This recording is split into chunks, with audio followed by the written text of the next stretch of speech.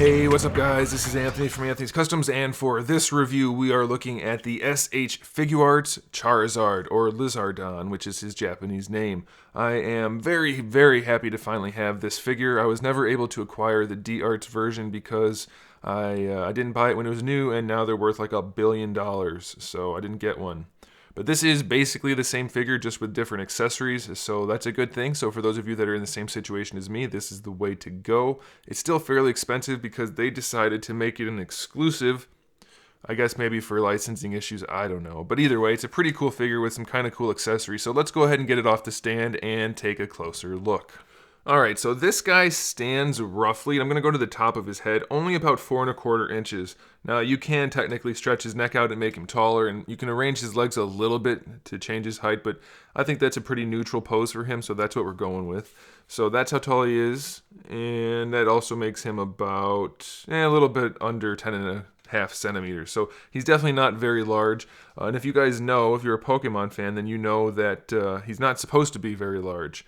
Charizard should be big, but he's not. He's particularly small, unfortunately. Anyway, it's pretty well scaled with the variable action heroes Pokemon figures, surprisingly. Mewtwo's probably too big if you count the D-Arts version, but who cares, right? You're going to collect the Pokemon figures just like me, regardless of scale. Anyway, this guy is not the most advanced figure. If you guys remember the D-Arts Mewtwo or other D-Arts figures, they're fairly basic, but they're good enough to get the job done, and I think that's pretty much where this guy falls.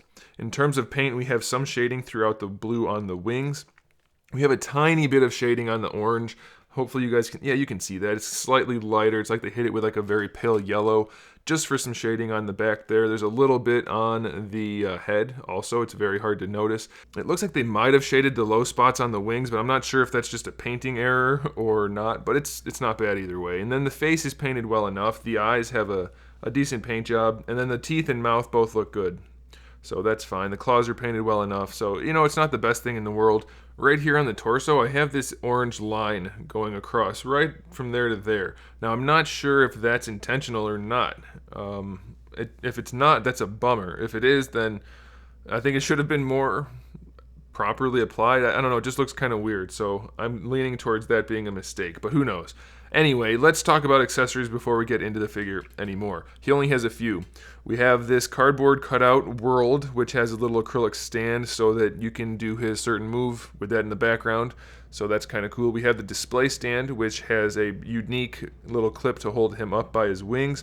And then we have the 5 flame pieces, which can snap onto his wings and his mouth. And that's pretty cool, except the mouth one is a different color red than the others. Now, I don't know if that's intentional or not, but it does look a little bit weird. Also, the directions in the back of the box show these things in like a 5-point star type of arrangement, and I can't figure out if they're supposed to snap together or not. It doesn't seem like it, but I'll try to do that and get a picture for you guys. If not, I'll just show you the back of the box. So that's it. Very minimal accessories, which is to be expected. So let's go ahead and run down the articulation so you guys have an idea of what you're getting into for this figure. The neck itself is a pretty basic design. It's just a couple of tubes with ball pegs in there, so it'll move around. Now, it does move better in one direction. You can see the way it's curved that way. I don't think you're going to be able to get the same curvature going backwards, so if you want to raise his head up, what I would recommend, I don't know if you guys want to do this or not, but you can try it, is turn the neck all the way around and then rotate the head back around, and that gives him a better flying pose, I think. But that's completely up to you. Like I said, they're just ball pegs, so you can just rotate everything around. But the neck is actually a ball hinge, which I do like. I appreciate that a whole lot. It's a big ball hinge, so you can rotate the head around pretty much however you want to, so that's pretty cool.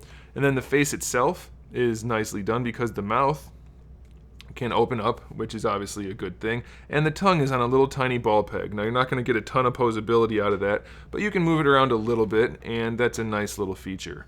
The shoulders are on double ball pegs, so they can move around a little bit. They don't have the best range in the world. It's very limited. We have a bicep swivel right there, single jointed elbow. It'll rotate on both ends. It's a ball hinge. And then for the wrists, we just have a little ball peg, which is basically just going to be a swivel. Like I said, they're very basic, not the most advanced figures in the world. Don't expect much out of them, but it's expected to be good enough.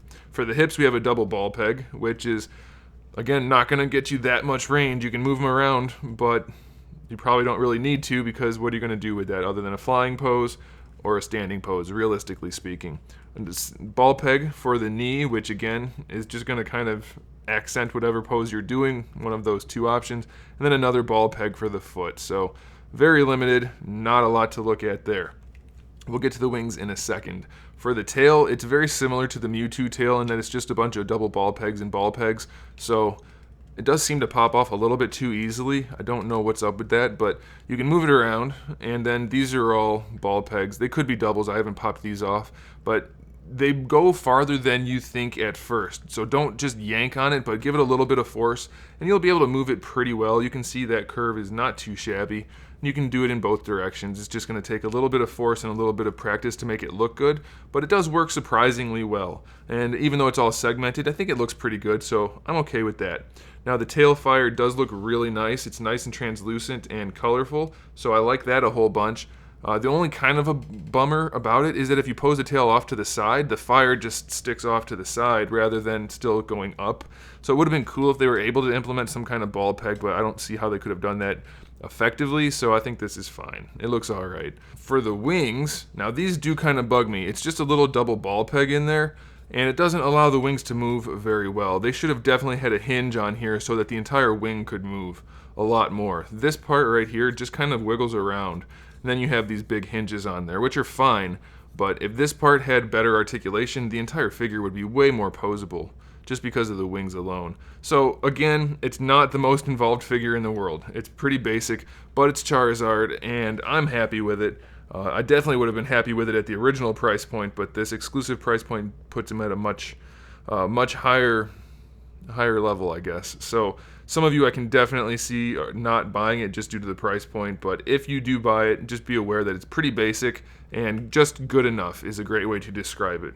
You're not going to be impressed by most of it, but it's Charizard, so you probably want it, and you're probably going to like it, but it is definitely more expensive than it should be for what it is. So there you go, guys. Thanks for watching. Make sure you subscribe to the channel. I have new videos up every single day, so make sure you click that subscribe button and click that bell button and turn on notifications, because I have all kinds of new content. We have video games, movies, TV shows, all kinds of stuff, action figures. You're going to find something you want to watch, so you want to come back for that. And in the meantime, keep collecting.